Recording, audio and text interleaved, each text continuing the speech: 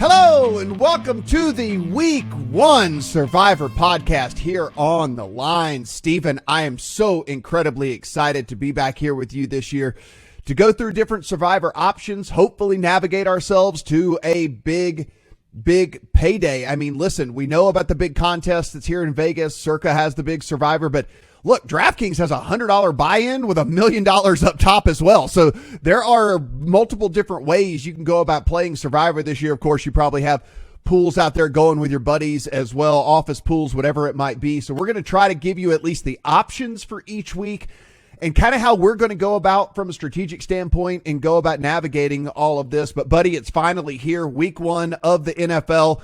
I know we had a fun time with golf this year, but I got to admit, every time NFL comes around, it just hits a little different. Yeah, man, this is what gets the juices flowing, right? There's all this excitement. NFL Survivor starting up. Everybody loves that, even if you're not into betting on spreads every single week. So you can join those awesome contests that are around the country. But if you are into betting spreads, you can also join the Line's free NFL Pick'em contest this fall. It is in the description to check that out. $0, free entry to join. And the top spots are going to win 4-figure paydays in cash. No gift cards, no prizes, straight cash if you finish at the top of that. So another great contest you can join as well.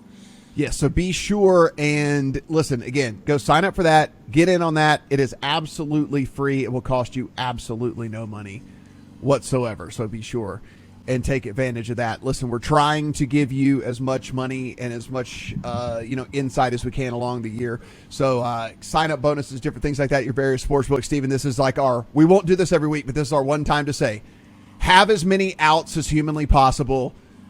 Make sure you're getting the best number, make sure you're getting the best line. And to do that, you need to have multiple accounts. You need to have accounts at a bunch of different sports books. And we're going to give you the best sign up bonuses you can possibly find on the internet. So just head to the lines and then click on your state and it will show you everything that we have to offer. But again, like this is that time of year. Go ahead and load up the various books. You don't have to put a ton of money in all of them, but just make sure, because there's a difference between a 2.5 and a 3, and there's a difference between a 6.5 and a 7, and all the different things like that. And that's going to come up multiple times throughout the course of the season. Absolutely. And the other thing to check too is that if you're already in a legal betting state and you've had accounts from previous years, go double check our site under your particular state at the top nav bar and make sure on your state page that there wasn't a new sports book that's opened up since the end of last football season to get even more promos and sign up money and free bonus offers. So perfect time of year to do that. This is when the books are giving the best bonus offers throughout the entire calendar year. So go do it. Yeah, they want your business, and we want to help you take as much money from them as humanly possible. So, Stephen, listen, here we are in week number 1 of Survivor. I think the first thing we can say is make sure you know the rules to the contest that you are entering. How many weeks does this go through? Are there any little weird caveats somewhere along the way? The reason I bring this up is if you've never played the Circa Survivor out here in Vegas, if you flew in and you signed up and you were just kind of like, okay, I'll do this. I got me a proxy, no big deal. Just remember, Thanksgiving Day, Christmas Day are their own weeks in that contest. And so you need to save some teams for Thanksgiving Day and for Christmas Day if you're playing in that version of the contest. There will be various rules depending on which contest you go and play. But I mean, again, we're just kind of laying the blanket statements across the board, and knowing the rules of the contest is certainly at the top of the list. For sure. And those Thanksgiving teams that are playing this year, Bills at Lions, Giants at Cowboys, Patriots at Vikings. So you may want to hold off on using Buffalo or Dallas if you think they're going to win as many games as projected going into this season.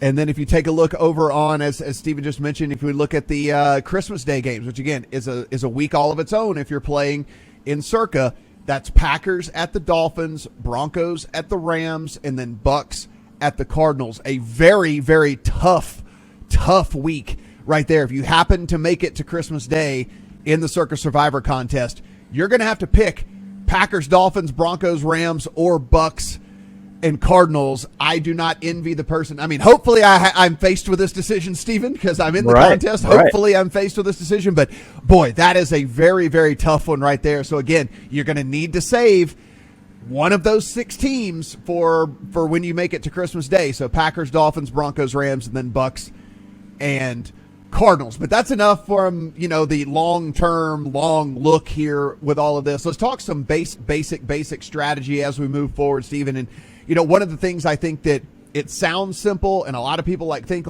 oh, well, of course, I know this already.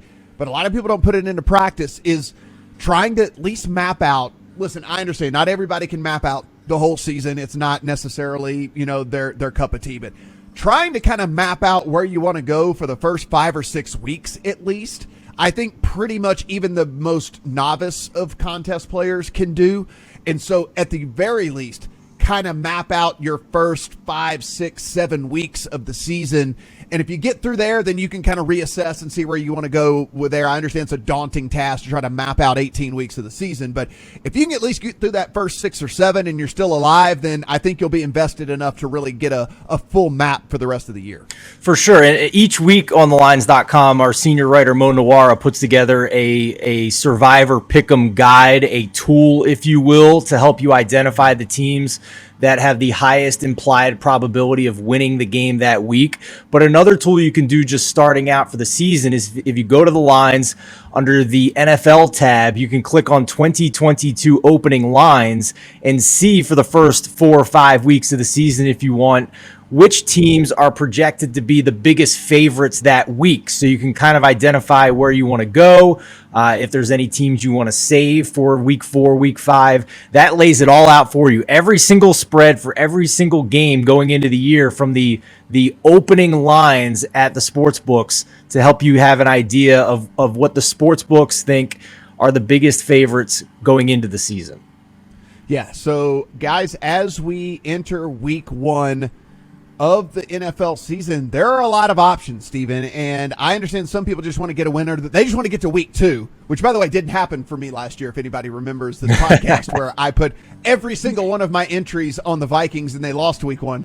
So I didn't even make it to week 2 last year. A lot of people are going to play it super safe. I get it. I understand. I mean, most people, it's a decent amount of money that they've put up to do this, and so I get playing it safe.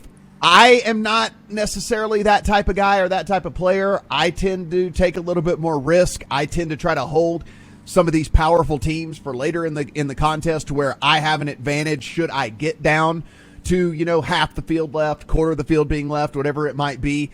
But as we look down the board here this week, just options abound. I mean, we have Let's take it. We have the Saints as 5.5-point favorites. The Niners as 7-point favorites. The Bengals as 6.5-point favorites. The Ravens as 7-point favorites. The Colts as 7-point favorites. The Titans are 6-point favorites. The Chiefs are now up to 6-point favorites at some books out there over the Cardinals. And then as we go all the way to Monday night, you have the Broncos that are 6.5-point favorites. So again, no shortage of options this week if you want to take a big favorite. Sure, but my concern as well is that there is an unusual number of road favorites for week 1, which has me, paranoid for Survivor week 1 here, Matt.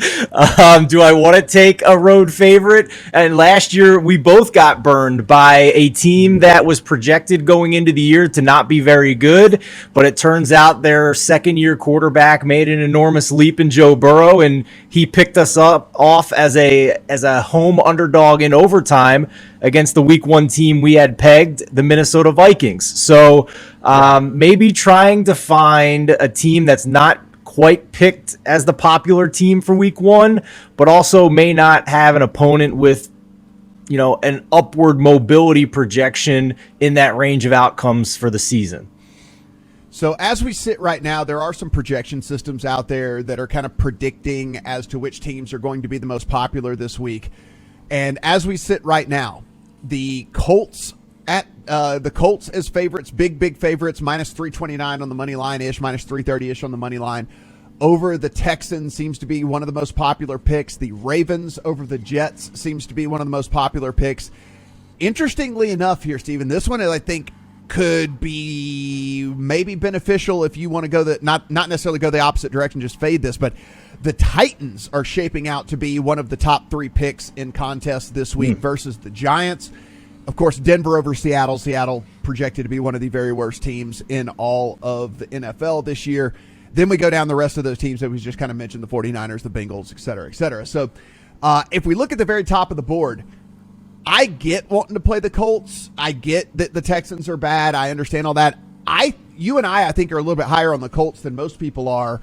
So the Colts are a team that I would have in my pocket for later on down the line. So I didn't even consider the Colts this week. And honestly, from a Ravens standpoint, at the Jets, I'm not saying that the Jets could win this game. I'm not, but like, I think there's enough risk there for me where I'm going to go ahead and sit back on that one as well. So the two most popular choices for me didn't even really come into play. I tend to agree with you. I get a little nervous when the Jets offense looked better with a backup quarterback last year. And Joe Flacco is at least cerebral enough to know where to go with the football. And they do have, to me, an impressive young core of wide receivers with drafting Garrett Wilson in the first round. I think Elijah Moore is a route running technician who has the chance to be an elite separator in this league. So, and Lamar, I think, Lamar, it might take Lamar a couple of weeks to figure out who's actually going to be his go-to receiver. I mean, we know Mark Andrews will be the number one target at the tight end position, but they can't just throw to the tight end every single time to move the ball downfield. And so maybe it takes Baltimore a few weeks to figure out, is it going to be Devin Duvernay that actually steps up, or can it be, some of these other guys that we've talked about on this team that maybe are going to have to take a big leap to get this done. So again, for me, like, Rashad Bateman is fine, but is he actually a number one? So I think there's enough question marks there for me to where I'm kind of fading that game for sure. I agree with you. And I think, we've heard all offseason that the Ravens don't want to pass the ball nearly as much as they did last year. They want to get to what they did the previous 2 years when they ran the ball a lot. And when you're doing that, you're naturally going to play in more one possession games where your opponent's going to be in games for longer. So, and they're rolling into this week one game very banged up at running back if they want to go run heavy. It looks like, barring we're taping this on Tuesday, we'll see what happens, but it seems like J.K. Dobbins is going to be either out or nowhere near 100%. So it could be Mike Davis and the newly signed Kenyon Drake rolling out there for the Ravens to go along with Lamar Jackson. So they are still not 100% on offense going into week one. They are a lot healthier on defense. That should be a big lift. But the Jets are a team I think I want to pick on later in the season when all the injuries kick in and they don't have a lot of depth on their roster. It's not a team that still has some belief, some young players that don't know that everybody thinks they're supposed to be bad. I'm with, so while this team is still young and hungry and, as you said, healthy, I don't think I'm going to pick on them too much. I mean, like, if they're a popular pick, right, Matt, like we're by game theory here, we're supposed to be picking teams we think have a great shot to win, but also are being picked not as much as the rest of the pool. So if we're picking chalk every week, there's a greater chance we're going to have to theoretically split the winnings with more people at the end. So if the Ravens are one of the more popular picks, that's another reason why I'm not going to take them. So let's get to that next tier, and that is Titans and Giants, Broncos and Seahawks, and Niners and Bears. I will give this blanket statement. If you listen to any of our preseason pods, you know that I am not very high on the Tennessee Titans. So I'm never really going to be jumping up and down to back them. Secondly, I don't think it is a bad strategy if you just want to target the Seahawks and Bears almost every single week. If that is a strategy moving forward for you, I don't think that is a bad one, because I do believe those are going to be two of the four worst teams in all of the NFL when it's all said and done. So if Denver and San Francisco end up being popular this week, hey, I can at least get behind that, Steven, because I think the Seahawks and the Bears, again, are like, the wins are going to be few and far between for those teams. For sure. This is the tier I'm kind of looking to make a move on here. I agree that I want to save the Colts for a little bit down the road. So the two teams I've kind of honed in on here are the San Francisco 49ers at Chicago. For the reason you mentioned, I think the Bears roster is pretty awful. They don't have weapons to support Justin Fields in the same way that Joe Burrow got support with T. Higgins and Jamar Chase for a week one upset last year. The other team is the New Orleans Saints, who I think are great. That's kind of like the next tier for me, even. Yeah, right? yeah. So let's stick to this one, and then we'll talk about. We'll get to the Saints in a minute. We'll get to the Saints here in a minute. But the 49ers, to me, I think have arguably the best roster in the entire NFC. And the only question people have is the quarterback going into the season. But we also know that the head coach, Kyle Shanahan, is so gifted of an offensive mind that he's able to make Jimmy Garoppolo the number one quarterback in the league in yards per attempt. So I think there is enough of coaching to go with Trey Lance to make him fine for week one and to have a ton of support around him for week one, where he can literally just go with the scheme, go with the play call, get the ball to his first read. And if not, he has 10 times more athleticism than Jimmy Garoppolo ever has to improvise and run around and scramble if need be. And the 49ers front four might be the best in the NFL, playing a Chicago offensive line that is putrid. So this looks like potentially a bloodbath here, as long as Trey Lance just doesn't, completely implode in his first start as the full-time starter. And if you're bullish on the Broncos, and you're thinking I kind of want to save the Broncos for later, just think about this. Their schedule at the top end is definitely easier than their schedule on the back end. If you make it deep in the contest, do you really want to play the Broncos against the Raiders or the Ravens or the Chiefs or the Cardinals or the Rams or the Chiefs again or the Chargers? By the way, those are all games that they have starting week 11 going forward. So, I get it. I like Denver. I obviously think they're going to be better. I think they'll be, a winning record team in the NFL. But I'm not going to be jumping up and down to play them second half of the season. Now, they do get Houston next week, so that would be an option. They do have the Jets in week 7, so that would be an option. But I'm saying if you're thinking about holding them in pocket for way down the line, I don't necessarily think that is something you're going to be happy about when it all manifests like down in the second half of the season. That is the other team I was looking to maybe play in Survivor out of this tier. I mentioned the Saints. We'll get to them in a later tier, but I think of this tier that it would be the other team I'd look at. But it does appear, at least in early projections, that the 49ers will be slightly less selected than the Denver Broncos. And Matt, listen, we both think Seattle sucks this year. We have both played them under the 5.5 win total for this season. My only question is, again, week 1, primetime game in Seattle. There will at least be home field advantage in terms of a crowd for week 1, because there's at least some false hope that they might actually be able to do something this season. And we've talked about how Denver's defense was not nearly as good as what it looked like on paper last year, where they didn't give up a lot of points, but they gave up a lot of yardage. And can Seattle do something about that with their offense and their backwards 1990s thinking with Pete Carroll to make this a competitive game? I think Denver's offense is far superior, at least it's supposed to be, but there's at least a little bit of pause for me with Seattle, more so than there is with the 49ers, because I think the 49ers have a much, much better defense than Denver does. So that next tier after that, it's Bengals against the Steelers, Saints against the Falcons, and then Eagles against the Lions. I'm not even going to go into the tier below that, Stephen, because I think that's irresponsible. You should not be playing the Commanders against the Jags. You should not be playing the Panthers against the Browns here in week 1. There's just no point when there's these other games that you can choose from. And it's if you want to flip coins, then just, you could play any game on you're not listening to a strategy podcast like this if you want to flip coins. So, looking at that next tier, Bengals and Steelers, Saints and Falcons, Eagles and Lions, you mentioned it. This is where I'm going this week. I have a little bit more risk tolerance than most people do, so I understand if this isn't where you want to go. I think Denver is a fine play. And for everything that I just mentioned, I think Denver is a fine play. Their long-term value, to me, isn't all that great because of how tough that schedule is in the second half of the season.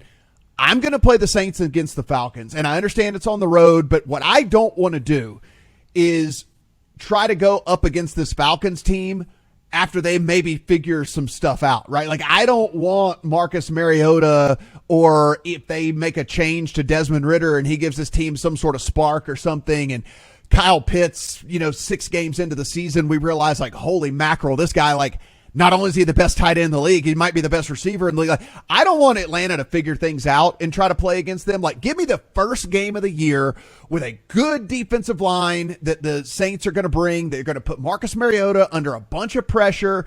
And yeah, he still has Kyle Pitts, but he's going to have to figure out what to do. That Saints defense, to me, even with them being only I say only, but 5.5 point favorite as compared to some of these other guys that we've been talking about that are 6.5, 7.5 or more. I really, really love the Saints this week, and that's where I'm going to go with all. I'm going all in again. If I lose, I lose. It is what it is. I have 3 entries. I'm putting all 3 on the Saints. And in this tier, 3 times as many people are picking the Tennessee Titans against the New York Giants, which makes the Saints even better of a selection here, because you and I both have massive concerns about the Titans offense with replacing A.J. Brown and having offensive line issues. Their secondary is weak as well. The Saints were just injured last year. They had a ton of injuries, and they get all those guys back. They add Chris Olave, another route running technician, in the draft, and you're playing it. Honey Badger on the defensive side. Absolutely. And this roster looks very strong top to bottom, to the point where we were discussing them as a potential sleeper in the NFC this year if the Bucs have issues with their offensive line and a 45-year-old quarterback. So against Atlanta, this is a team that in their first year with a new head coach and Arthur Smith last year left a lot of concerns for us moving forward, because he is one of those coaches that last year did not tailor the offense to his talent. He tailored the offense to whatever he wanted it to be and tried to put a round peg in a square hole with the players that he had. So he wants to be run heavy. He still thinks he has Derrick Henry and is coaching the Titans. That was despite having Matt Ryan, who was still an above average quarterback last year. And now he's got Marcus Mariota, which makes me think he's going to try and run the ball even more. And the Saints have a very strong defensive front. So yes, they have Kyle Pitts. Yes, maybe Drake London's going to play in this game, but it's his first game in the NFL. I just don't think they have enough to be competitive in this game. The line movement has told us that the sharp money agrees with us. It has moved all the way out to, I think, 5.5 points from 4 points at open.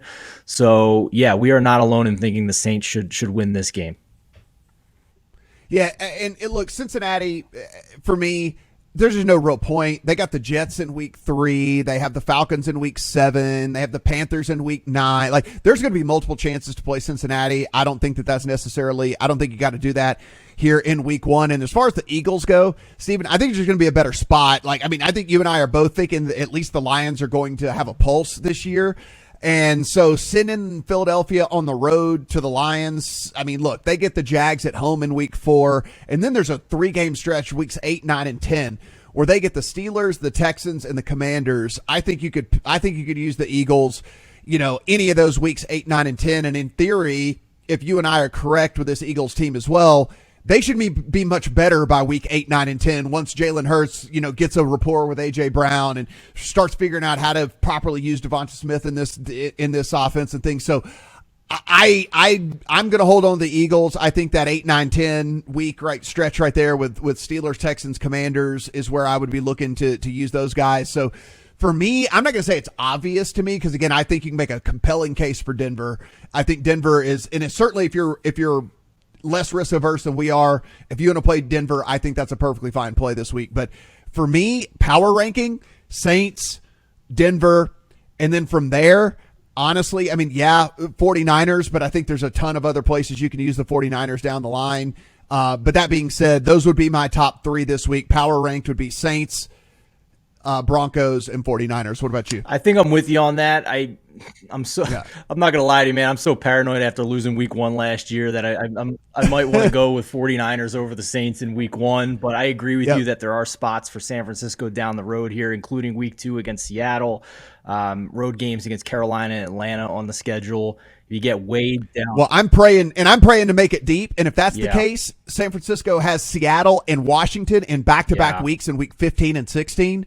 And I would love to have the 49ers in my back pocket for weeks 15 and 16 right there. So, that's kind of where I'm eyeing for them. And I would love, love, love to be able to roll out the Niners against Seattle, which at that point should have completely given up on the season, because you want to get one of the top draft picks. That would be a dream scenario. Yeah, but we're mostly agreed here. I'm not sure what order I'd put them in at this moment, but 49ers, Broncos, and Saints for me would be my top 3 for this week. Guys, as always, everything we talk about here you can find over on thelines.com. Steven just mentioned we're giving away free money as well and free contest. If you're watching this on YouTube Everything we do is free, and we're going to have a ton of content all year long. So hit the subscribe button, hit the little bell so that you get the notification.